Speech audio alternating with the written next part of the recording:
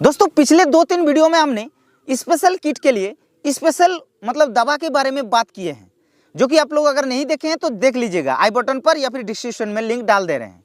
लेकिन इस वीडियो में आप लोगों को आज बताएंगे कि बैक्टीरियल जनित बीमारी के लिए कौन कौन सा स्पेशलिस्ट दवा है, क्योंकि बैक्टीरियल जनित बीमारियों को कंट्रोल करना काफ़ी ज़्यादा मुश्किल हो जा रहा है। और किसान भाई बार बार कमेंट करते रहते हैं कि भाई बैक्टीरियल जनित बीमारी को कैसे कंट्रोल करेंगे, कौन सा स्पेशल दवा है। तो ये वीडियो आप लोगों के लिए स्पेशल है, क्योंकि हम इसी के बारे में बात करेंगे। तो वीडियो को लास्ट तक देखना है। तो चलिए वीडियो को स्टार्ट करते हैं। तो दोस्तों सबसे पहले बात कर लेते हैं बैक्टीरियल जनित बीमारी होता क्या है और बैक्टीरियल जनित बीमारी कितने प्रकार की होता है। तो बैक्टीरियल जनित बीमारी एक जीवाणु जनित रोग है, यानी कि बहुत ही खतरनाक रोग है। इसको कंट्रोल करना काफ़ी ज़्यादा मुश्किल है। जैसे आदमियों के शरीर में बैक्टीरियल जनित बीमारी लगता है, इस तरीके से फसल के अंदर भी बैक्टीरियल जनित बीमारियों का प्रकोप होता है। लेकिन बैक्टीरियल जनित बीमारी कितने प्रकार की होता है? तो बैक्टीरियल जनित बीमारी यानी कि जीवाणु जनित बीमारी बहुत ही ज़्यादा प्रकार की है।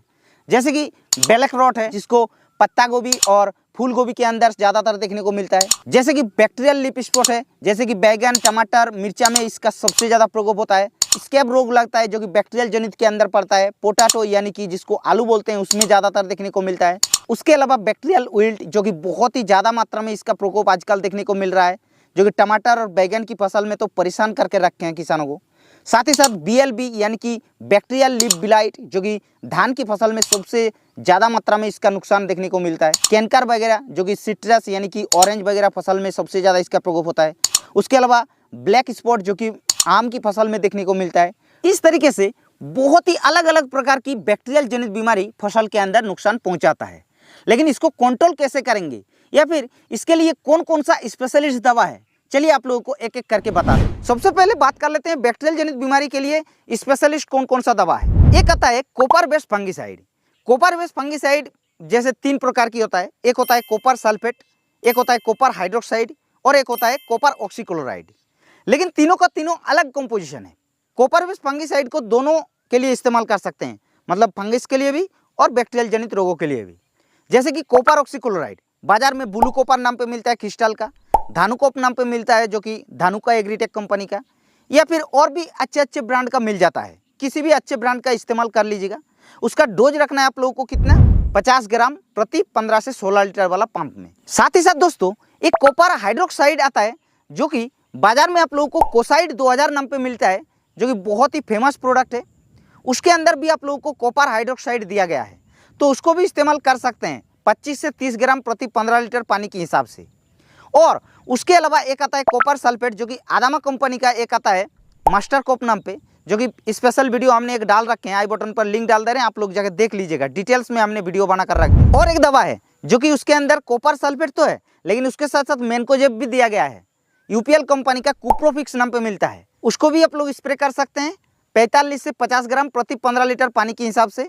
वो भी बहुत ही अच्छा काम करता है।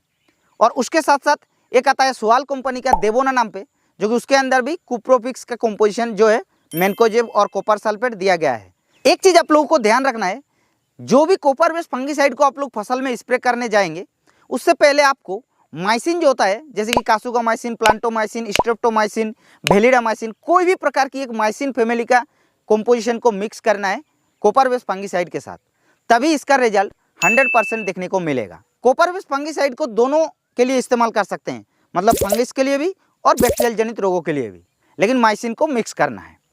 तो आप लोगों को क्लियर हो गया होगा, जितने सारे आप लोगों को प्रोडक्ट बताए ये तो बैक्टीरियल जनित बीमारियों को कंट्रोल करेगा ही, और साथ ही साथ और 2-1 प्रोडक्ट स्पेशलिस्ट बता दे रहे हैं, उसको भी आप लोग स्प्रे कर सकते हैं, बैक्टीरियल जनित बीमारियों को कंट्रोल करने। जैसे कि मल्टीप्लेक्स कंपनी का बैक्टीनास नाम पे एक आता है और एक इंडोफिल कंपनी का बैक्टीरियानाशक नाम पे आता है।